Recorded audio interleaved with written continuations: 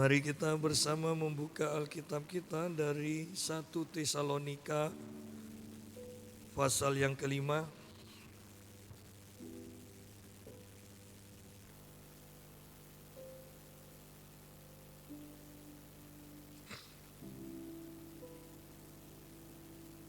Satu Tesalonika pasal yang kelima ayat 12 sampai ayat 23.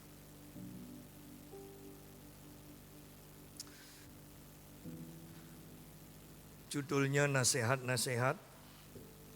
Kami minta kepadamu saudara-saudara supaya kamu menghormati mereka yang bekerja keras di antara kamu, yang memimpin kamu dalam Tuhan dan yang menegur kamu, dan supaya kamu sungguh-sungguh menjunjung mereka dalam kasih karena pekerjaan mereka. Hiduplah selalu dalam damai seorang dengan yang lain. Kami juga menasihati kamu saudara-saudara, tegurlah mereka yang hidup dengan tidak tertib, hiburlah mereka yang tawar hati, belalah mereka yang lemah, sabarlah terhadap semua orang. Perhatikanlah supaya jangan ada orang yang membalas jahat dengan jahat, tetapi usahakanlah senantiasa yang baik terhadap kamu masing-masing dan terhadap semua orang. Bersukacitalah senantiasa, tetaplah berdoa, mengucap syukurlah dalam segala hal, sebab itulah yang dikehendaki Allah di dalam Kristus Yesus bagi kamu. Janganlah padamkan roh, dan janganlah anggap rendah nubuat-nubuat. Ujilah segala sesuatu dan peganglah yang baik. Jauhkanlah dirimu dari segala jenis kejahatan. Semoga Allah damai sejahtera menguduskan kamu seluruhnya, dan semoga roh, jiwa, dan tubuhmu terpelihara sempurna dengan tak bercacat pada kedatangan Yesus Kristus Tuhan kita. Nah, ini adalah penutupan dari suratan 1 Tesalonika dan dipenuhi dengan banyak nasihat. Sehingga judulnya juga sederhana, nasihat-nasihat. Berarti nasihatnya lebih dari satu. Dimulai dengan Paulus mengatakan, kami minta kepadamu saudara-saudara supaya kamu menghormati mereka yang bekerja keras di antara kamu, yang memimpin kamu dalam Tuhan dan yang menegur kamu. Jadi Paulus selalu bergerak berdasarkan otoritas, dan dia juga mengharapkan jemaat di Tesalonika menghargai otoritas yang ada di atasnya. Di sini dikatakan orang-orang yang bekerja keras di antara kamu, yang memimpin kamu dalam Tuhan dan yang menegur kamu. Bekerja keras. Bahwa menjadi hamba Tuhan itu tidak mudah. Semuanya disorot, bahkan yang paling mudah, yang dianggap paling mudah adalah menyampaikan firman. Dan menyampaikan firman sebenarnya bukan pekerjaan yang mudah, tetapi sebenarnya itu kerja keras. Menyampaikan firman itu sebenarnya kerja keras. Kenapa? Karena untuk menyampaikan firman, pemimpin akan banyak menyendiri dengan Tuhan. Pemimpin akan menggunakan banyak uangnya untuk membeli buku dan terus belajar. Ketika orang-orang mungkin bisa tertawa, tetapi pemimpin yang benar akan menyendiri bersama Tuhan dan terus belajar. Sehingga di sini dikatakan mereka yang bekerja keras di antara kamu. Dan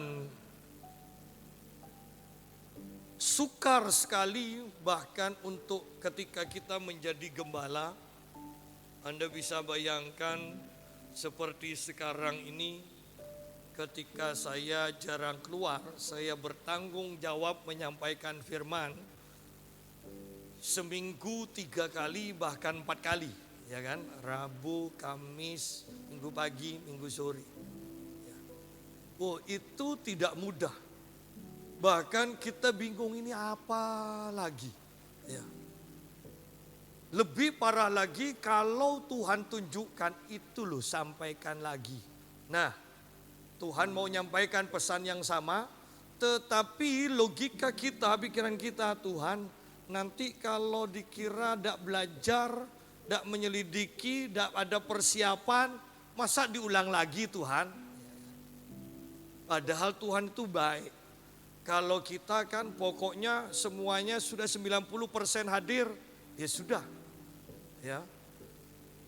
Firman tidak boleh diulang lagi. Tapi Tuhan kadang melihat satu orang yang dulu tidak hadir, sekarang hadir, Tuhan khusus mau bicara ya ke satu orang, dan yang lainnya yang 90% harus sabar, kata Tuhan.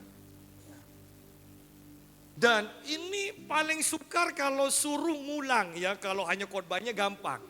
Tetapi pertentangan batin ini loh yang repot. Ya. Oleh karena itu di sini dikatakan yang bekerja keras. Ya. Saya bahkan barusan sama istri saya dipesankan rak buku, wah besar. Saya pikir banyak ini enak. Ternyata yang di sana kan ditumpuk-tumpuk kan, sebagian supaya kelihatan rapi, saya keluarkan ya, padahal itu masih penuh juga. Yang baru juga sudah mulai penuh, hanya tinggal di atasnya kurang sedikit. Ya. Dan itu buku-buku yang harus saya baca. Dan orang katakan, untuk apa baca terus? Untuk apa uang dibuang percuma? Tidak.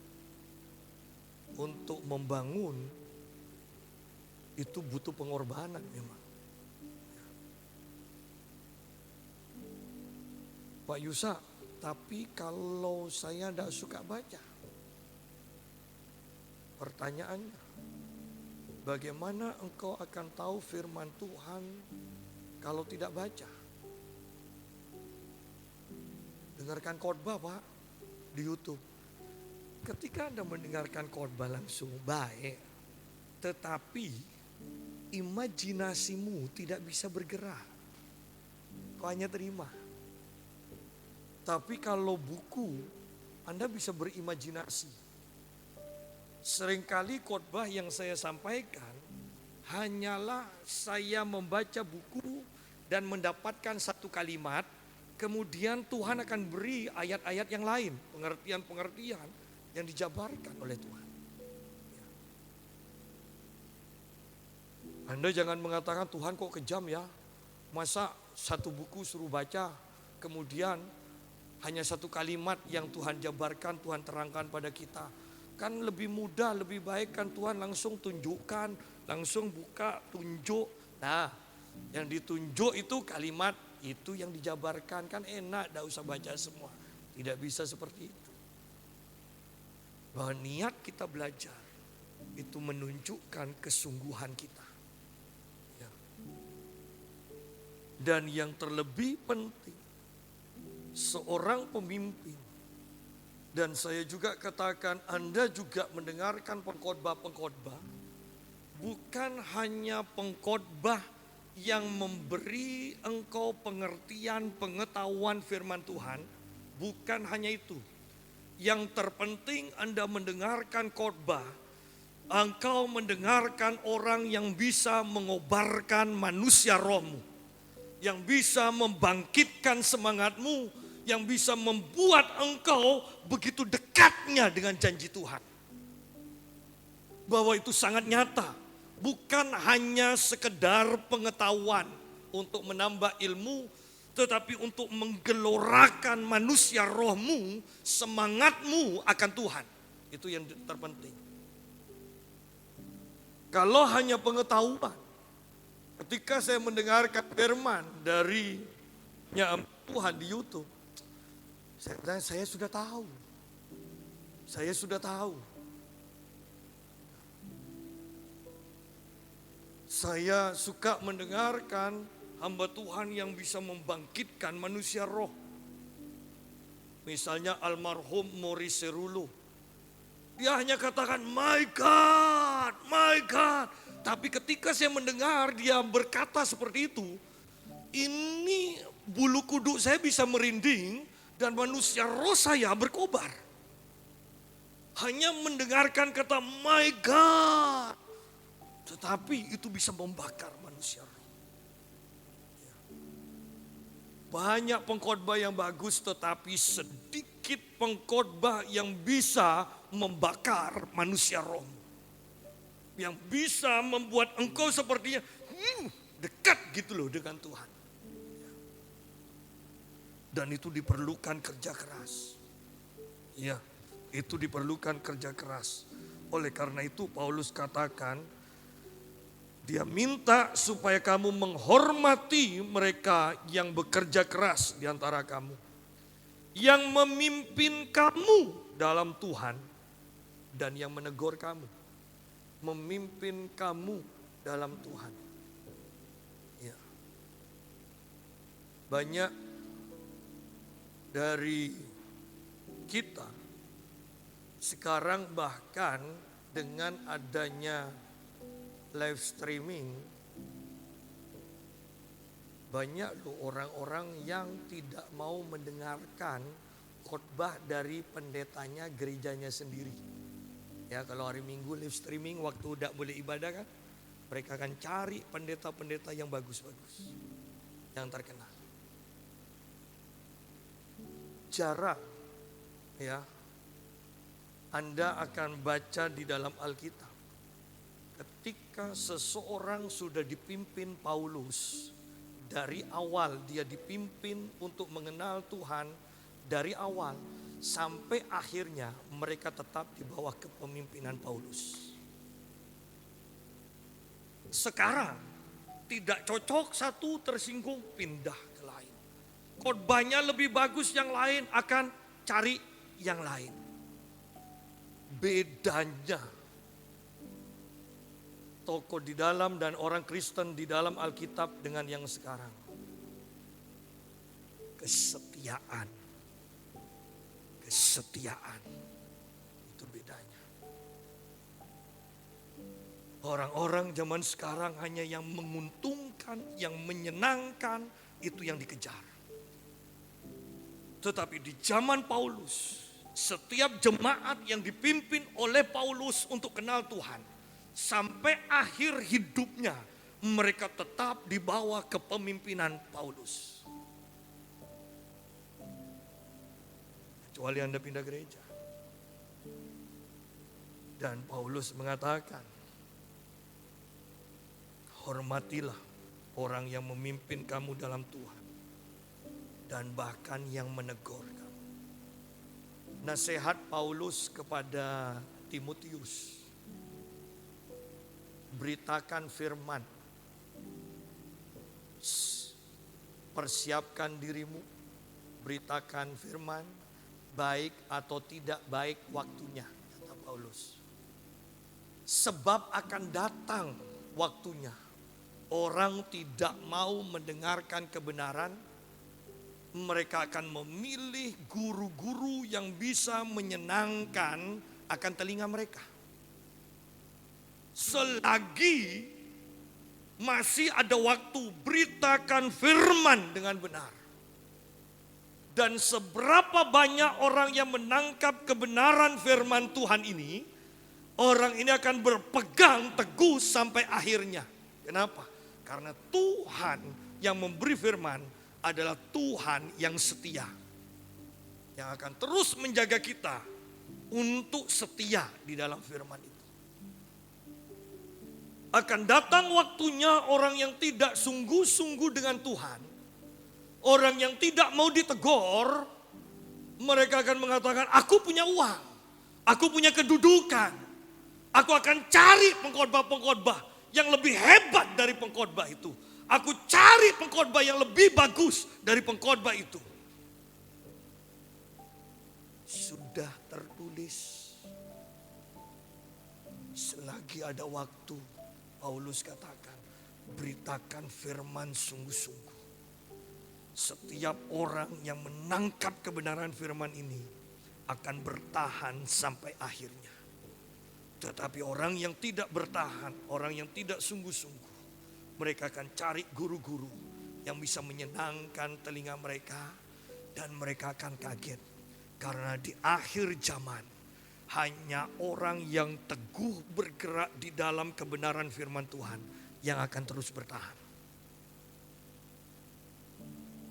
Saya jamin tahun 2021 tidak akan lebih baik dari tahun 2020 ini.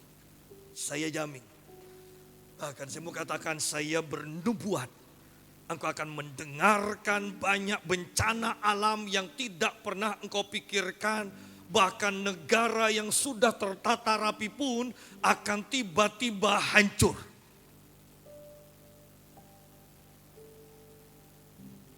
Hanya firman yang bertahan sampai kesudahannya.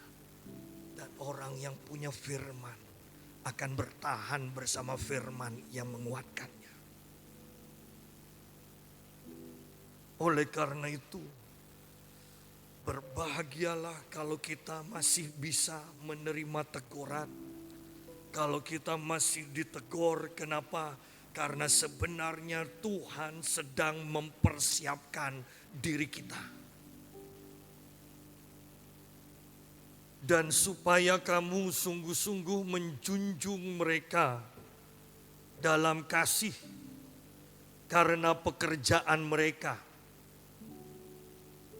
Hiduplah selalu dalam damai seorang dengan yang lain. Nah, banyak orang tidak bisa menjunjung pemimpin mereka karena melihat akan karakternya yang mungkin tidak sesuai bagi mereka, yang tidak cocok bagi mereka. Tetapi Paulus di sini mengingatkan, supaya kamu menjunjung mereka dalam kasih karena pekerjaan mereka. Pemimpin secara rohani yang bahkan seperti para imam tidak bekerja supaya fokus di dalam firman. Rasul Petrus mengatakan, kami tidak puas ketika jemaat mengalami kemajuan, maka para rasul pun mulai sibuk juga. Ngurus ini, ngurus itu. Dan Petrus katakan, kami tidak puas karena kami meninggalkan firman dan doa. Oleh karena itu pilihlah di antara kamu, dan akhirnya terpilih diaken yang mengurus semua kebutuhan jasmani, semua hubungan jasmani, hubungan sosial dari jemaat mula-mula itu. Dan para rasul fokus kepada firman dan doa. Sehingga dikatakan maka Injil mengalami kemajuan. Sekarang kita menemukan banyak pendeta yang masih bekerja. Dan mereka, kalau mereka masih bekerja, bagaimana mereka bisa katakan, ketika aku kekurangan, Tuhan menyediakan. Kalau Anda masih bekerja, ya, pendeta masih bekerja, masih kekurangan juga, jangan katakan Tuhan tidak cukupi. Berarti pengelolaan uangnya yang tidak benar.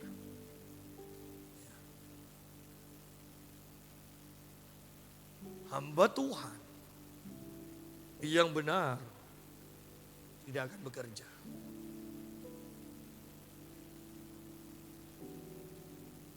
Organisasi kita lucu. Saya mendengar kabar hamba Tuhan tidak boleh mencalonkan sebagai pejabat penting. Kenapa? Karena masih punya pekerjaan di samping sebagai gembala. Alasan aja. Kenapa saya katakan lucu? Karena yang lainnya walaupun tidak punya kerja, pekerjaan tetap, lucu. Yang jual pakaian lah ibu gembala, yang jual inilah, iya kan, online. Lu itu kan sama aja kan kerja kan. Yang pendetanya yang nawarkan tanah lah, ya bisa melalui saya, ini tanah murah. Loh, ini kan sama aja pekerjaan. Kenapa kok tidak fokus pada firman? Fokus.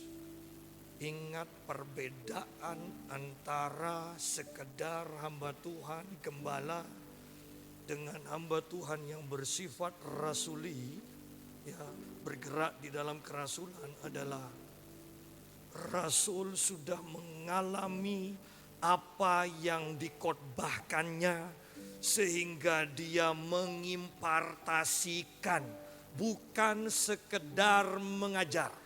Lihat di sini perbedaannya. Hamba-hamba Tuhan yang bergerak dalam kerasulan dan kenabian itu sudah mengalami apa yang dikhotbahkannya sehingga jemaat tahu ada kuasa dalam perkataannya, dan orang yang bergerak dalam kerasulan dan kenabian ini mengimpartasikan sehingga yang mendengarnya akan mengalami seperti orang yang menyampaikannya.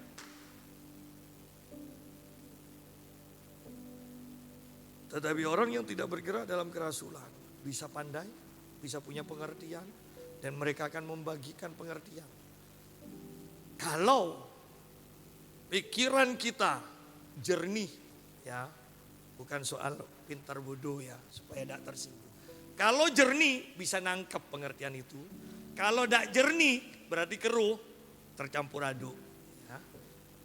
Jadi Anda harus mengerti perbedaannya, bahwa impartasi tidak tergantung orang itu pinter atau bodoh. Impartasi itu kita hanya mau nerima atau enggak. Loh, kan gampang. Ya. Ketika Anda dikasih, mau terima apa enggak? Ya, itu. Dan di akhir zaman, hal seperti ini yang Tuhan akan lakukan.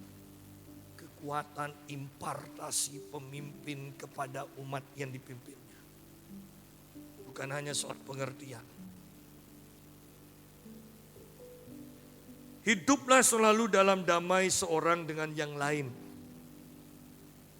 Jadi tidak perlu persinggungan, tidak perlu nyimpen, ya kan. Belajar untuk saling mengampuni. Tanpa pengampunan kita tidak akan bisa hidup damai dengan orang-orang yang lain. Ya. Sukar Pak, awalnya aja. Kalau Anda mau memulai, nanti ada orang kedua yang salah, Anda akan lebih mudah mengampuni. Ada orang ketiga yang salah, Anda akan lebih mudah lagi mengampuni. Ada yang salah lagi, Anda bisa tetap guyon sama orang itu. Kan? Ya, itu luar biasa. Jadi semuanya harus dilatih. Hiduplah selalu dalam damai seorang dengan yang lain. Saya tadi membuka Facebook itu bagus. Ada gambar mempelai, pasangan mempelai yang sedang berlutut untuk didoakan oleh hamba Tuhan menjadi suami istri ya. Kemudian kata-katanya begini. Seperti mereka mengawali kehidupan rumah tangga dengan doa bersama. Seandainya mereka nanti dalam pernikahannya mereka hidupnya mereka penuh dengan pertengkaran. Alangkah indahnya kalau mereka kembali kepada posisi awal. Berlutut bersama, berdoa bersama. Wah, itu bagus sekali. Saya takutnya suami istri hanya doa bersama, berlutut itu waktu pernikahannya toh. Setelah itu tidak pernah. Ya.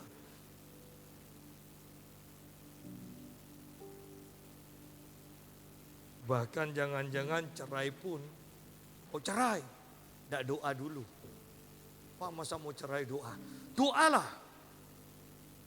Pak kata Tuhan disuruh cerai, pasti salah. Ya kan, kan gampang kan.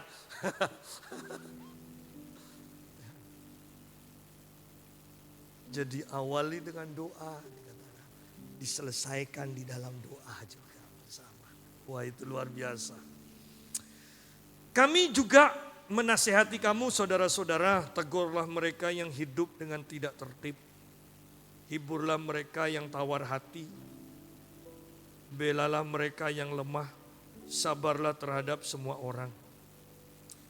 Sidang jemaat kalau kita perhatikan 3 ayat ini ya. Selalu banyak tegur, hidup damai, tegur, ampuni, tegur. Kelihatannya kita harus terbiasa loh dengan gaya hidup seperti ini. Di dalam berjemaat, di dalam berkeluarga, di dalam hubungan, biasakan ditegur dan menerima teguran. Biasakan hidup damai, tidak gampang marah, suka mengampuni, berpikiran yang baik kan. Oh iya saya ditegur karena orang itu perhatian. Ada orang itu ngomong ke saya begini sampai. Saya kan agak takut juga dengan orang model seperti ini. Ini loh Pak Yusa, masa saya datang ke gereja ditanya, kok baru muncul kemana aja? Seharusnya kan jangan urus-urusin urusannya orang loh. Saya hanya katakan, kan enak, berarti kan kamu diperhatikan. Enggak, saya tidak mau diperhatikan. Ya tinggal di hutan dong. Ya kan?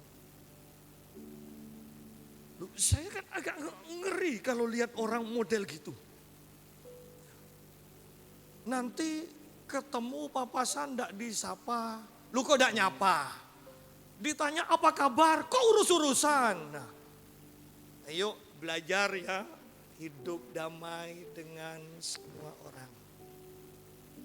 Kalau ditegur, miliki pikiran positif bahwa orang itu perhatian pada kita, menginginkan hidup kita lebih baik.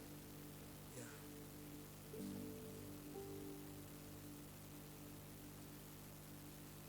Dan enak seharusnya hidup seperti ini. Kenapa? Mumpung masih ada waktu. Karena semakin nanti mendekati Yesus datang kedua kalinya, orang akan semakin egois, tidak akan peduli.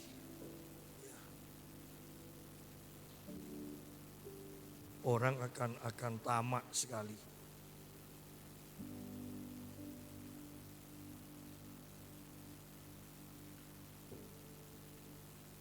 Tegurlah mereka yang hidup dengan tidak tertib. Tegur, kembali tegur.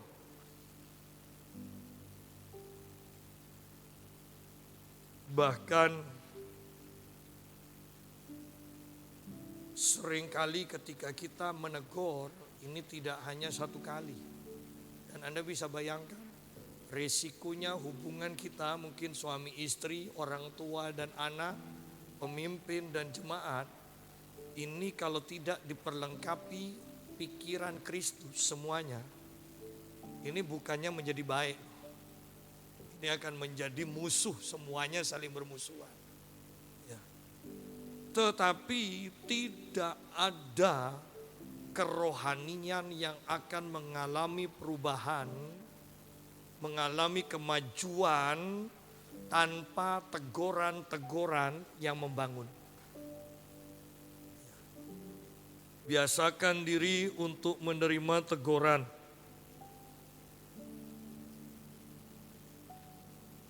Hiburlah mereka yang tawar hati. Belalah mereka yang lemah.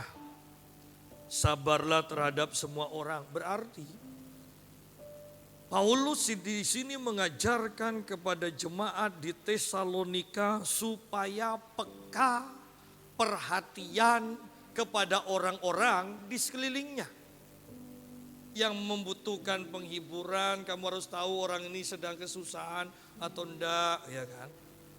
Kalau memang kesusahan, hibur. Kalau perlu ditegur, tidak tertib, tegur. Jadi kita harus peka, kita harus saling memperhatikan.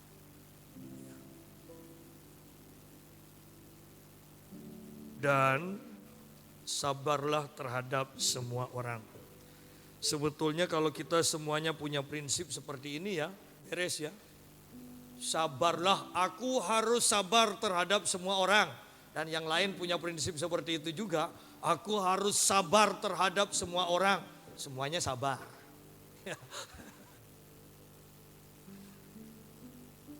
Apa gunanya marah-marah? Sudah, jangan marah. Karena kalau gampang marah, nanti COVID yang datang. Iya kan? Ya. Sudah, yang sabar saja. Secara logika katanya supaya imunnya naik. Ya. Perhatikanlah supaya jangan ada orang yang membalas jahat dengan jahat. Tetapi usahakanlah senantiasa yang baik terhadap kamu masing-masing dan terhadap semua orang. Baik dalam gereja maupun dengan orang yang di luar gereja. Ya. Supaya jangan ada orang yang membalas jahat dengan jahat. Sidang jemaat, sebenarnya untuk diberkati dan hidup dalam berkat Tuhan itu gampang. Sudahlah, Anda doakan aja berkati orang yang menyakiti Anda. Orang yang bersalah pada Anda, ya. Doakan berkati. Anda akan diberkati. Kenapa? Lo orang kalau hidup dalam dosa, apalagi berdosa kan, melakukan kesalahan pada kita ampuni, kita berkati, mereka bisa terima berkat kita atau enggak? Enggak. Lalu berkat itu kemana kata Alkitab? Itu kembali kepada kita. Ya. Itu mental kepada kita. Jadi semakin banyak kita mendoakan orang yang membenci kita, bukan orang itu yang diberkati, kita yang semakin diberkati. Karena berkat yang kita lepaskan untuk orang itu tidak mau terima dan tidak bisa menerimanya. Sehingga berkat itu, Yesus katakan, itu akan kembali kepadamu. Oleh karena itu, Anda perhatikan orang yang sabar, orang yang selalu mengampuni, itu banyak berkat. Banyak berkat. Orang yang selalu berbuat salah, hanya masalah waktu. Ya, kan Tuhan adil kan? Dia hakim yang maha adil. Dia tahu apa yang harus dia lakukan. Dan kitab Roma katakan penghakiman itu adalah milik Tuhan. Tugas kita hanya mengampuni dan biarkan Tuhan yang menghakimi.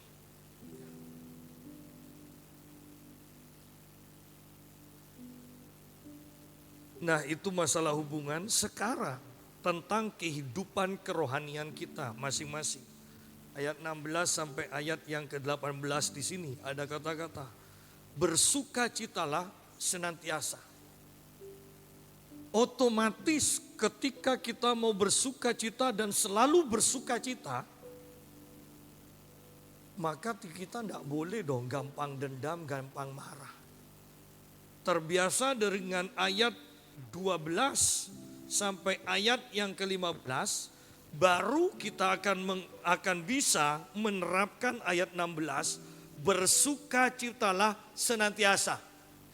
Bagaimana bisa bersukacita kalau kita marah? Bagaimana kalau kita bisa bersukacita kalau kita dendam? Bagaimana kita bersukacita kalau kita tidak bisa mengampuni? Oleh karena itu penting di sini ayat 12 sampai 15 kita lakukan dan kita hidup di dalam itu semua supaya kita bisa selalu bersukacita. Dan yang pasti selain Tuhan suka pada orang bersukacita, orang-orang di sekeliling kita akan suka. Bersukacitalah senantiasa. Jangan cemberut terus. Ya. Jangan cemberut terus. Orang yang bersukacita itu gampang tertawa, dan akan banyak cerita. Ya, banyak cerita. Coba kalau yang marah, banyak diemnya. Dan lebih baik agak diem aja lah. Daripada orang yang marah keluar suara, itu kan menakutkan. Ya. Bersukacitalah senantiasa. Bahkan kalau sampai dalam level bersukacita di dalam Tuhan, maka semua keinginanmu akan Tuhan berikan, dikatakan. Ya. Dan banyak orang Kristen tidak terbiasa dengan firman Tuhan ini. Segala keinginanmu akan Tuhan berikan. Nah, langsung pikirannya itu, wah kan nanti hawa nafsunya kan tidak terkendali semua. Dan tidak ada yang semuanya dikasih oleh Tuhan. Pokoknya sudah keluar macam-macam. Tetapi kalau kita mengerti hati Tuhan, Tuhan percaya kepada kita, pasti Tuhan akan berikan. Karena Paulus katakan, lakukanlah segalanya seperti untuk Tuhan. Permuliakan Tuhan dengan apa yang kau lakukan dan dengan apa yang engkau katakan. Loh. Kalau sudah hidup kita, perbuatan kita, perkataan kita itu memuliakan dan untuk memuliakan Tuhan. Tuhan tidak akan ragu-ragu mempercayakan segala miliknya kepada kita. Oleh karena itu, ayo terima firman Tuhan dengan hati yang murni. Jangan selalu curiga. Jangan selalu curiga. Bersukacitalah senantiasa. Tetaplah berdoa. Atau berdoalah senantiasa. Atau selalu berdoa. Kalau mau lebih gampang lagi, berdoa terus. Gitu. Ya, ya. Dan ini sungguh-sungguh loh. Ini sungguh-sungguh, ya. Ini sungguh-sungguh. Tetaplah berdoa, berdoalah senantiasa, terus berdoa. Ini sungguh-sungguh. Pak, mana bisa berdoa terus? Saya selalu pakai istilah saya, selalu terhubung dengan Tuhan. Kadang nyuci piring sambil berbahasa roh, kadang kita mandi sambil berpikir bahwa Tuhan sedang menyucikan dosaku. Semua kotoran dibersihkan. Loh, itu bisa seperti itu loh. Oleh karena itu saya katakan tadi, banyak baca supaya imajinasi kita main.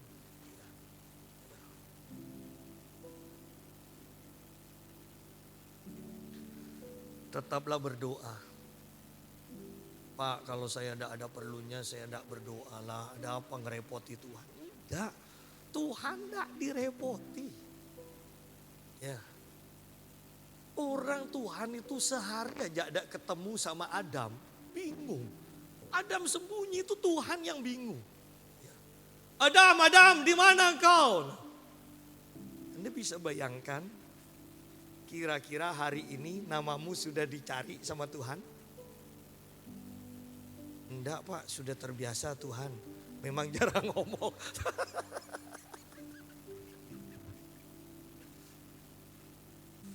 Oleh karena itu di sini tetaplah berdoa, dikatakan.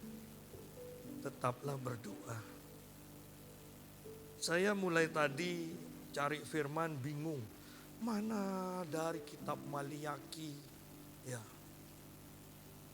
Saya buka kitab Ibrani.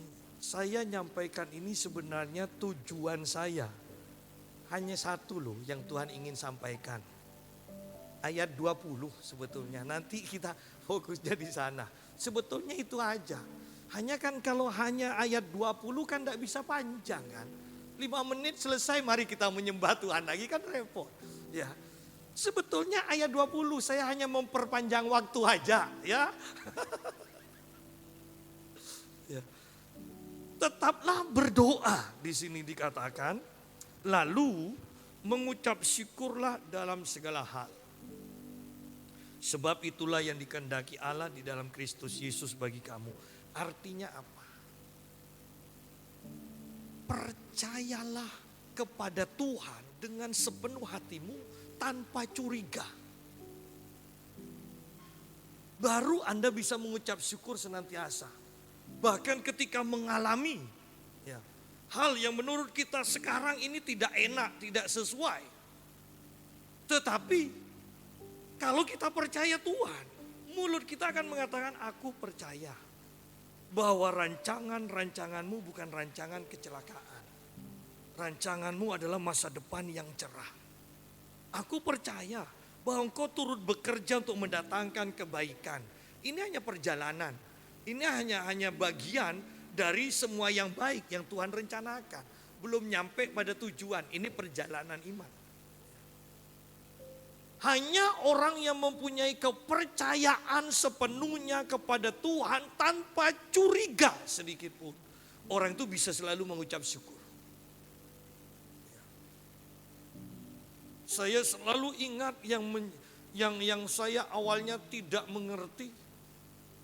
Ketika Mami dipanggil Tuhan, padahal badannya sehat, hanya bilang capek. Ya. Hanya bilang capek dan kemudian dipanggil Tuhan.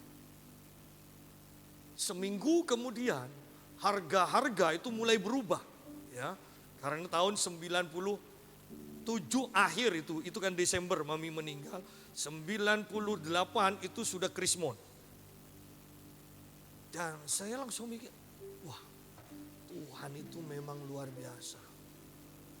Kalau Mami masih hidup tahun 98, wah itu rame tuh pastori itu. Tegang terus. Kenapa? Karena Mami itu kalau harga naik 25 rupiah aja kan dulu 25 rupiah tinggi masih.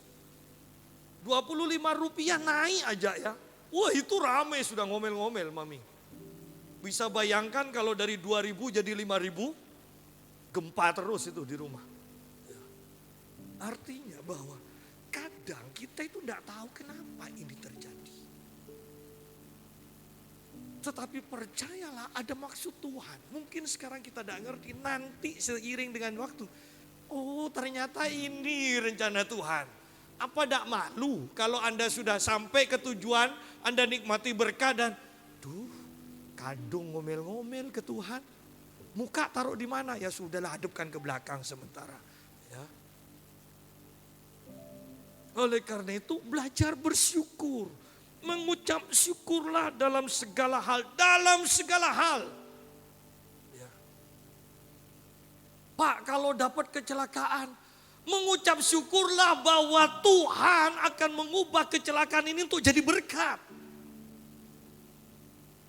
Pak kalau kegagalan. Kan sekarang masa depanmu cerah. Tuhan sedang merancangkan dan bahkan Tuhan tidak tinggal diam bukan hanya menonton.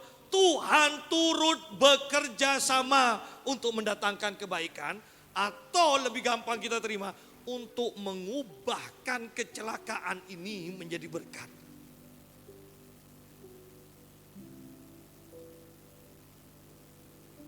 Pak tapi saya bangkrut sekarang.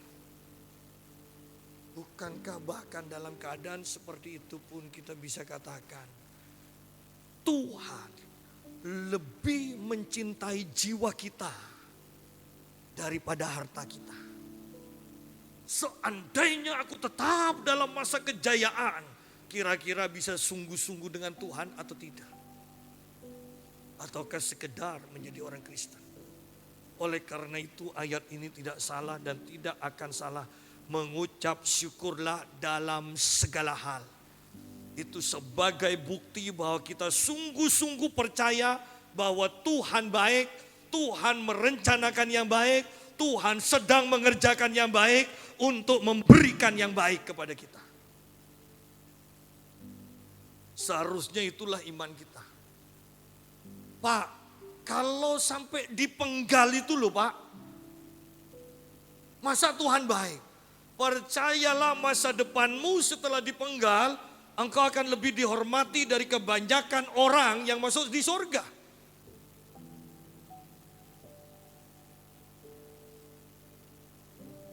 Seorang hamba Tuhan mengatakan, lebih mudah mati bagi Kristus daripada hidup untuk Kristus. Anda bisa jadikan itu pegangan.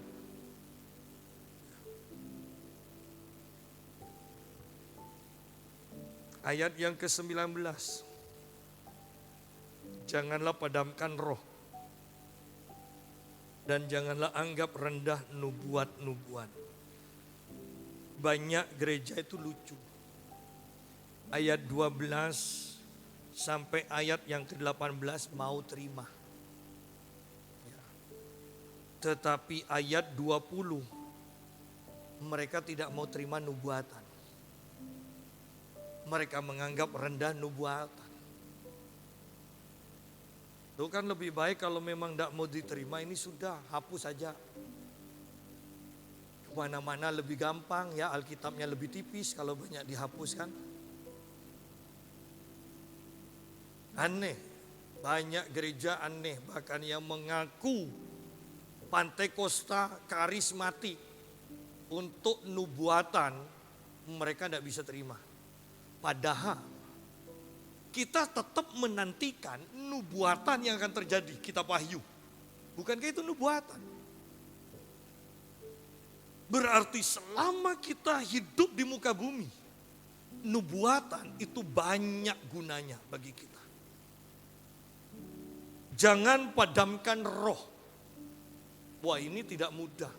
Bayangkan kalau seperti penyembahan tadi, ibadah belum mulai, penyembahan sampai jam 5 lebih. Ini bisa loh. Pemimpin bisa katakan, oh sudah jam 5 pas. Kita mulai ibadah, jadi berhenti penyembahan. Ini loh yang disebut jangan padamkan roh. Ketika ada orang, ketika dalam ibadah, kemudian ada yang mau bernubuat. Dan pemimpin katakan, kalau mau bernubuat, yang tertib. Artinya apa? Jangan bernubuat sekarang. Itu namanya memadamkan roh. Kalau Roh Kudus sudah menjamah hidupmu dan dari dalam hatimu keluar seperti perkataan-perkataan yang harus engkau sampaikan dan engkau kemudian berpikir, apa kata orang ya nanti ya? Apa kata orang, masa aku bernubuat lagi? 2 minggu yang lalu kan sudah bernubuat. Sekarang kok mau bernubuat lagi? Apa kata orang? Sudahlah aku simpan. Di sanalah engkau memadamkan roh. Engkau tidak akan bernubuat lagi. Janganlah padamkan roh. Bahkan memang ibadah itu tidak bisa ditebak. Bisa cepat, bisa melebihi dari waktu yang sudah ditetapkan. Ya, kalau sudah sama, apalagi bisa pas waktu ya. Kebanyakan sekarang gereja kan 1,5 jam, ya. Kalau mau lebih modern 1 jam saja, ya. 1,5 jam, kok bisa ya sama terus? 1,5 jam selesai. Tidak ada nubuatan. Tidak ada kesembuhan, tidak ada mujizat, tidak ada pesan pewahyuan, tidak ada mazmur, tidak ada nyanyian baru. Lalu kita ini sedang apa?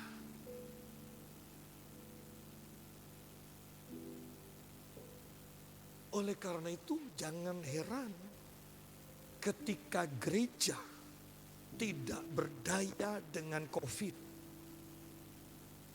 Ingat, rencana Tuhan adalah gereja menjadi terang di tengah-tengah kegelapan.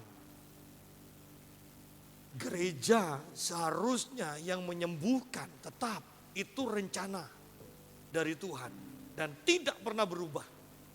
Saya tahu, saya percaya tidak pernah berubah dan tidak ada perkecualian. Khusus COVID Pak, beda. Oh tidak, rencana Tuhan tetap sama, yaitu gereja menyembuhkan. Tetapi sebelum COVID ini, sebenarnya kebanyakan gereja sudah mati secara rohani. Bahkan gereja-gereja yang dipimpin oleh orang-orang besar Pertanyaannya begini, dulu banyak mujizat, kenapa sekarang tidak? Karena karunia itu ketika Tuhan sudah berikan, itu tidak akan pernah diambil lagi oleh Tuhan. Banyak orang yang keliru, banyak hamba Tuhan juga mengajarkan, dulu saya dipakai oleh Tuhan dalam kesembuhan, tetapi kemudian Tuhan mengganti karunia saya, sehingga karunia kesembuhan saya diambil oleh Tuhan, dan saya sekarang bergerak dalam pengajaran. Oh, Tuhan saya bukan seperti itu. Tuhan saya bukan Tuhan yang menukarkan karunia, tetapi Tuhan saya adalah Tuhan yang menambahkan karunia. Ketika engkau bisa dipercaya dengan karunia ini, maka Tuhan akan tambahkan dengan karunia yang lain. Ketika engkau bisa dipercaya dengan dua karunia ini, Tuhan akan tambahkan dengan karunia yang ketiga, dan seterusnya, dan seterusnya. Sehingga Paulus katakan di dalam kitab 1 Korintus, sampai Yesus datang untuk kedua kalinya, engkau tidak kekurangan satupun karunia. Bayangkan gereja sekarang hanya bisa nyanyi, hanya bisa main musik, hanya bisa mendengarkan firman, itu pun tidak boleh lebih dari 1 jam. Di manakah gereja yang mengusir setan? Di manakah gereja yang menyembuhkan orang sakit? Di manakah gereja yang bernubuat? Di manakah gereja yang menyampaikan penglihatan? Di manakah gereja yang membedakan roh? Di manakah gereja yang mengeluarkan kata-kata pengetahuan? Saya mau katakan sebelum COVID, sudah banyak gereja yang sudah mati sebenarnya.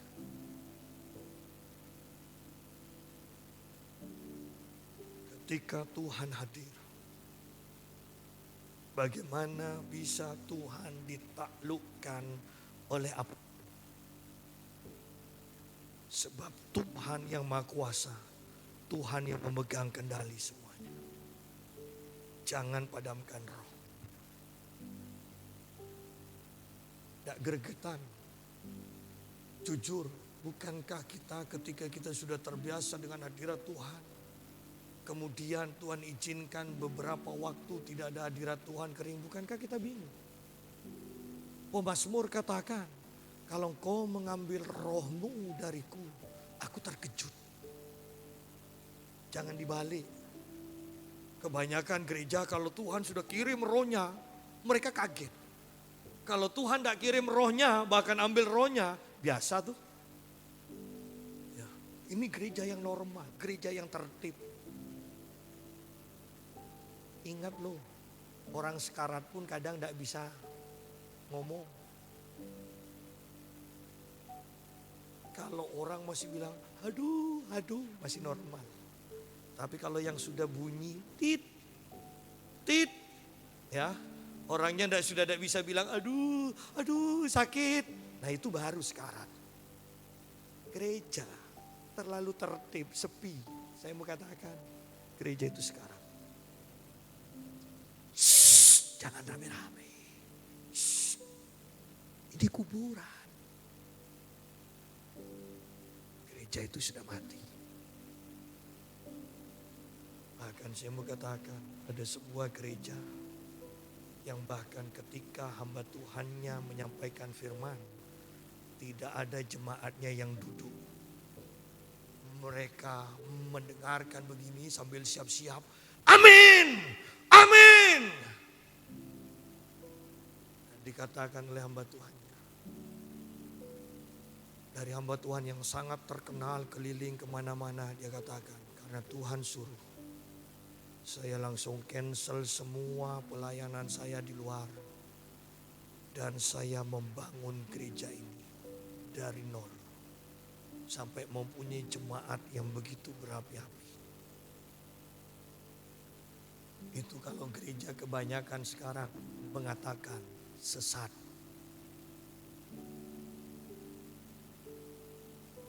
Yang saya takutkan nantinya saya mendengar Tuhan katakan, gereja ini loh yang benar. Berarti banyakan yang sesat dong.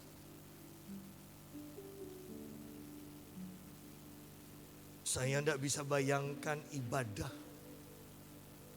ibadah seperti jemaat mula-mula.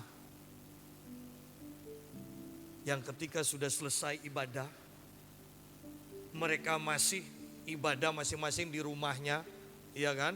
Beberapa keluarga ngumpul kan? Seperti itu.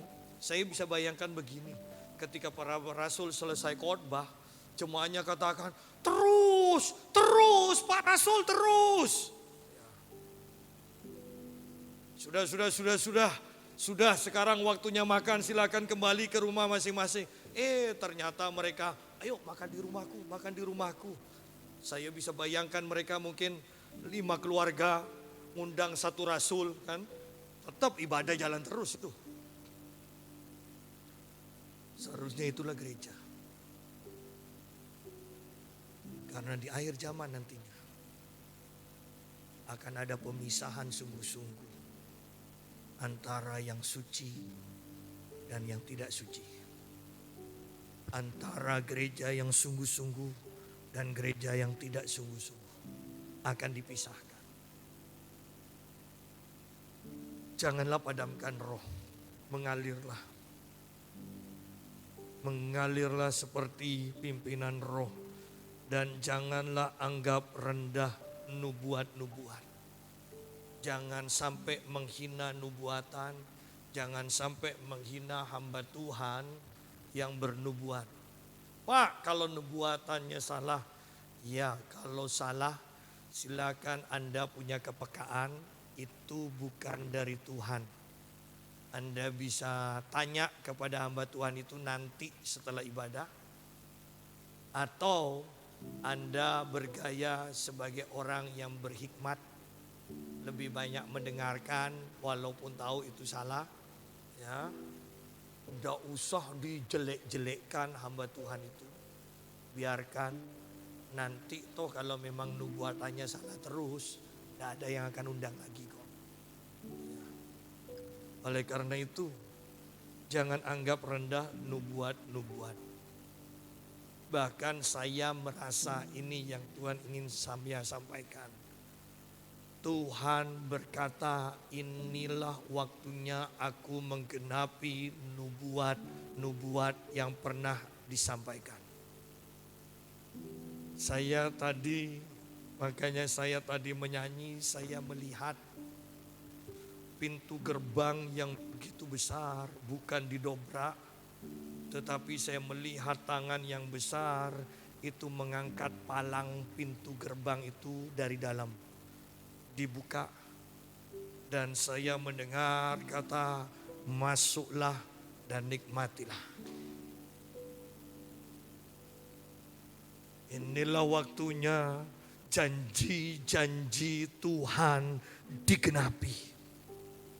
Jangan sampai engkau menganggap rendah nubuatan. Karena engkau tidak akan pernah menerima nubuatan itu. Tetapi ketika engkau menghormati, ketika engkau menerima nubuatan dengan antusias, engkau akan menikmati penggenapan dari nubuatan itu. Ujilah segala sesuatu dan peganglah yang baik. Ada nubuatan yang salah, iya.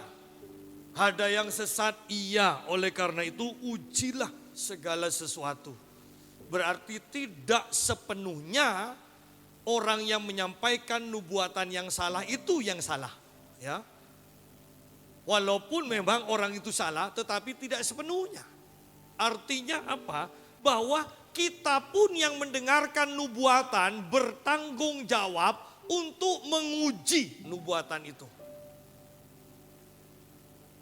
Ujilah segala sesuatu termasuk nubuatan, dan yang baik atau yang benar pegang, yang tidak baik atau tidak benar singkirkan.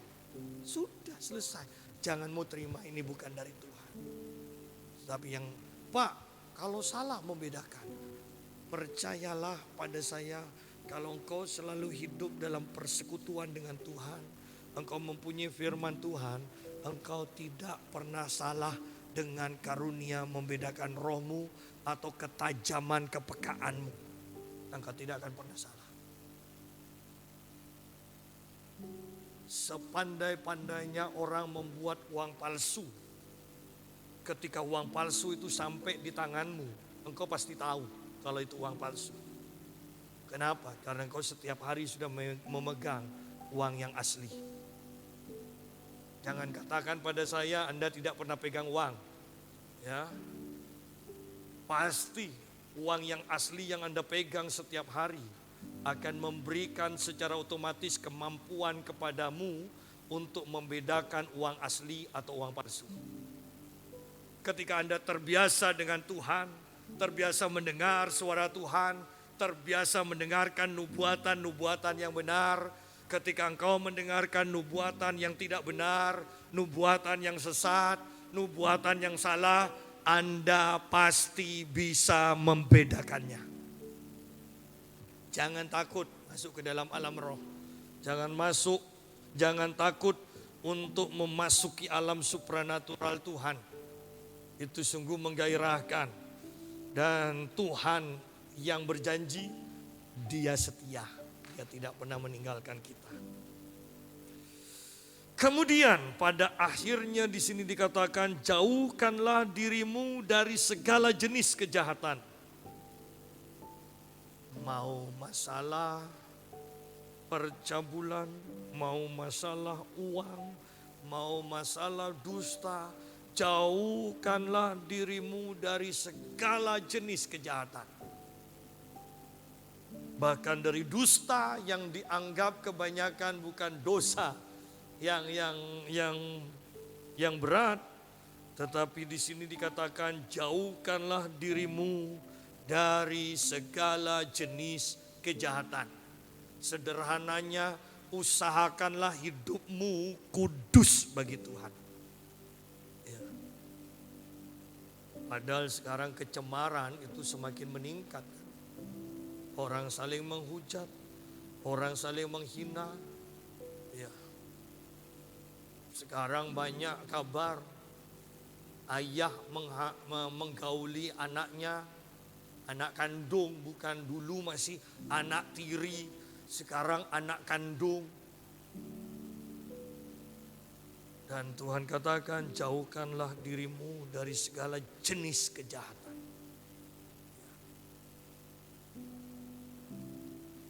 Dan jauhkanlah dirimu dari orang-orang yang hidup dalam kejahatan. Kadang kumpulan kita, atmosfer kita itu akan mempengaruhi kita. Maksud saya begini,